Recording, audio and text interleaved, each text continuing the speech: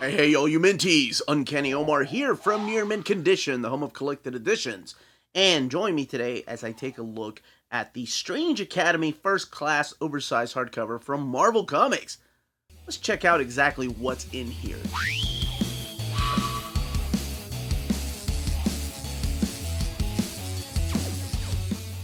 And welcome back, everybody. Now, before getting started, I do want to give a huge shout out to David Gabriel and the folks at Marvel for sending us an advanced copy of this omnibus. This omnibus is due out in the direct market and book market on October 25th or 26th, depending on where you get your books. And there is only one cover, so you don't have to worry about a direct market cover or a standard edition cover. This is the cover, and of course, it is drawn by Humberto Ramos, who is the artist on the book. Actually, the storyteller too. So let's take a closer look at this. I actually really like this cover because they solicited one that was very similar to the small graphic novel size, this book right here, which we'll be looking at here in a little bit. But I actually like this, the frame around it with the symbols. You know, it's Doctor Strange, so you have to have some kind of magical symbols around it.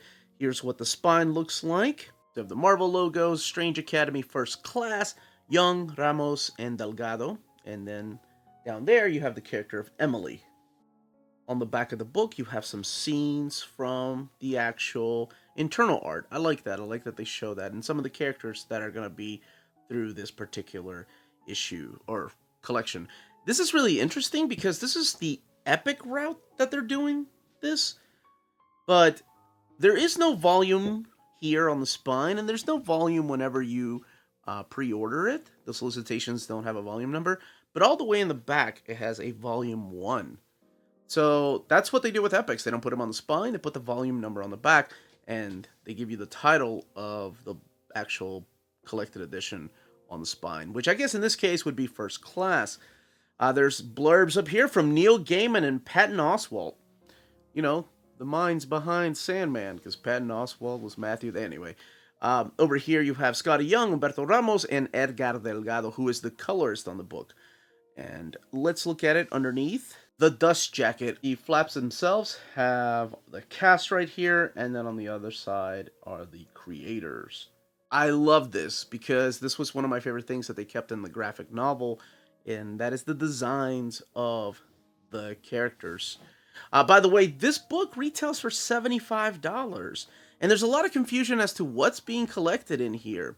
Let me show you. We're going to be looking at that here in a second, but I just wanted to show you the sketch that Humberto Ramos did. I think they were part of a sketch cover variants, but these are all the characters that you're going to find through here. But yes, being that this was $75, there's been a lot of confusion as to what was actually in this book. And I had a lot of questions during my Q&A on Saturdays, but now everybody will know the answer. So let's crack this book open, talk about the premise, and show off this beautiful artwork, while of course talking about what exactly is collected in here. Alright, so let's crack this open. Now, I like that. You never really see this color. It's not quite that pinkish tone of the Runaways. It's more like a skin flesh tone, if you will. Strange Academy First Class, and here are some of the characters. And here is your First Class. You have all of these new characters that are showing up in this particular series. Skottie Young, Humberto Ramos, Edgar Delgado, and then you have the letters of Clayton Cowles, and then the cover art, logo design, and editors at the time that were working on this book. Now, when we were at New York Comic Con, they had already announced that they were working on the second class, so the second act of this. Let me zoom out a little bit. So through these pages, you get to meet brand new characters. You get to see the character of Emily in here as she gets recruited to join the Strange Academy. And Humberto Ramos doing the artwork while Skottie Young is actually the writer on the book. And what I find interesting is that flipping through here, that kind of reminds me of Skottie Young's artwork, which I love, and I'm really surprised he didn't do like a lot of covers, he didn't do a lot of the internal artwork, but he basically did just the storytelling along with Humberto Ramos supplying the art. So you have the character of Zelma right here, who was introduced in the pages of Jason Aaron's run of Doctor Strange, recruiting Emily to come to this strange new academy. So think, you know what? Think the X Mansion. Think Professor X with mutants, but in this case, it's Doctor Strange with magic users throughout the world. So here we have all new characters created by these two wonderful legendary creators. You have Gus right here, who is a frost giant. Eventually, you'll meet Zoe. There's Doyle right here, who might be related to Dormammu. So yes, some of these are kind of like legacy characters. That's Eirik and Alvi right there. And you're going to see a lot of teachers here that you may remember from. Oh, there's Zoe right there. And that is, what is his name? Herman? Herman. Yeah, that's it.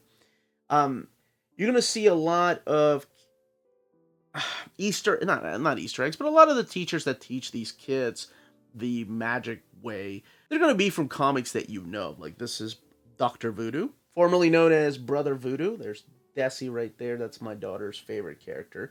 You're going to see Loki. You're going to see Scarlet Witch. So anybody that has ever dabbled in the mystic arts, you're going to see appear here as teachers. Some of them like Nico, a little bit older, but still, to me, feels like a younger character. So the class is all here to learn how to control magic, how to use magic, and how to protect themselves from the evils side of magic, if you will. I really like this character of Yoth because he has ties to that Man-Thing world, right? So the dimensions are all open to this particular character. But this was a blast. My daughters and I did a review of this. We got to announce it. Maybe I enjoyed this because it just reminds me of how much I love reading comics with my kids, because they are the generation that will inherit all this and, you know, get to read their own stories and find out the books that they enjoy. All the extras are in between the issues right here, but then you get the full covers, textless covers rather, but you do have the numbers up there. So that's basically the premise of this, is a bunch of kids going to a magic school. Yes, it's so hard not to say Harry Potter, but might sound blasphemous. I was never really the biggest Harry Potter fan. I tried reading the books and I watched some of the movies because my friends were, and my brothers, my goodness, they were all into it. Yeah, and just never really clicked with me, but I'm happy for the people that, you know, they got into reading. Always thought of Naruto in that aspect too. It's a ninja school instead of a magic school. But yeah, something like that. And I think this is a great book for anybody that's in the manga to try to get into American comics. I mean, it's a prime example of how well these creators work together to tell one story. And of course, it's in color. But not all of it.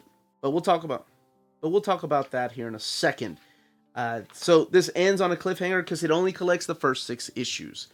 So pretty much what you have in here, the first half, is what's collected in this. This is the only way to get it in collected editions, by the way.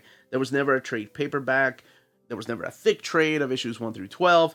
It was just this until this came out. Now, $75 for 6 issues seems like a lot, but what they did in here is give you a director's cut of every single issue. So it almost feels like the Pulp Process edition that I did an overview of, I think 2 months ago. That's what this feels like. There are no word bubbles, it's just the art on page. But it's just the pencils and inks, there's no colors. I wish they had just given us pencils in some parts.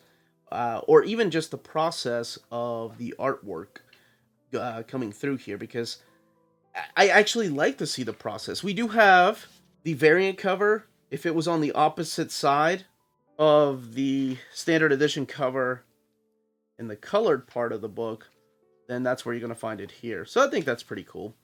So you do have the actual covers in black and white. So I guess this is for people that want to appreciate the artwork in oversized format. And also the variant covers. Like I was talking about, this is the design variant by Humberto Ramos. And here are some other variant covers by different creators. All in splash page format for the most part. Love these Arthur Adam covers right here with the different characters. Just big fan of his artwork. Here's the script right here. And the different pages. So to kind of give you an idea of what the scripts look like and how Skottie Young writes the script for Humberto to draw. But it's only for the first issue, not all 6 issues, which I find interesting because if they were going to give us this, I thought we might get something like, okay, we're going to, maybe I'm just, the process edition is fresh on my mind, of Pulp, that we would get the script, and then we would get the thumbnails, then we would get the penciled pages, and then the ink pages, then the colors, and then the lettering. That would have been cool, but we only have pretty much, the uncolored pages without the word bubbles. And then we have some of the sketches in the back. This book has 320 pages. Now, let's look at this binding. It is sewn binding, and like I mentioned, has 320 pages. And I have to say, that is one of my most favorite bands I've seen on a book. It's got this gold band on it, on the head band and on the tail band right there. That's where your block of text goes. This was printed at the iMac printer, and maybe it was after reading Conan that I've noticed this, but the paper on this one is thinner than the paper on Conan or some of the latest iMac printers that I've noticed, and it's not an issue until you get here. So you get to the black and white, so you can see some of the art bleed through from the opposite page. I know that doesn't bother everybody.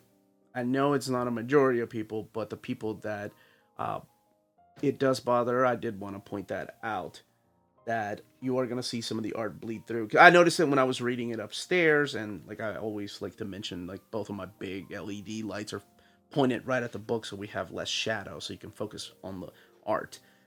But I did want to point that out. Not that big of an issue when it comes to pages like this that are colored, but it's mainly with the black and white, especially when there's heavy inks being used on the opposite side, like so. Now, one of the things I noticed, because I had just finished rereading this with my youngest daughter, because she really loves this story. For example, you can see the words coming through a little bit more here on the deluxe edition than you can the graphic novel edition, but they're using thicker paper for the glossy paper that they're using here. Not that much thicker, but you can tell a little bit of a difference. And of course, this is printed at the Jalisco printer, and I don't know if they do hardcovers. I know they've done most of 99% these days of Marvel's soft covers. But this one is from the iMac printer. But that's it. That's what's included in here. That's what you get from First Class. I don't know if... I assume Second Class, even though it's the same characters, will be what the second volume will be called. And that will contain issues 7 through 12, finishing out the first year of Strange Academy. But that, as they say, is that. If you're interested in purchasing this book, don't forget to check out our sponsor. This episode is brought to you by cheapgraphicnovels.com, your online home for graphic novels and collected editions up to 50% off cover price. They have excellent shipping and prompt and helpful service. Check out their bargain deals for up to 90% off cover price. And don't forget that CGN also takes pre-orders. That way you don't miss out on the hottest releases. And they are currently running a special promotion for you Minties. If you're a first-time customer, after receiving your order confirmation email, reply back to that email and let them know Near Mint Condition sent you their way. They will then apply a free shipping promotional credit to your next order in the US. Cheap Graphic Novels, your source for the hottest books with the kind of deep discount, quality shipping, and customer service that will keep you coming back for more. And that was the content, the page count, and build of this deluxe edition hardcover. Let me know in the comments down below if you plan on picking this up, if you have the small graphic novel, the little trade paperbacks, if you're hoping one day we'll get an omnibus of all these stories whenever Skottie Young and Humberto Ramos are done.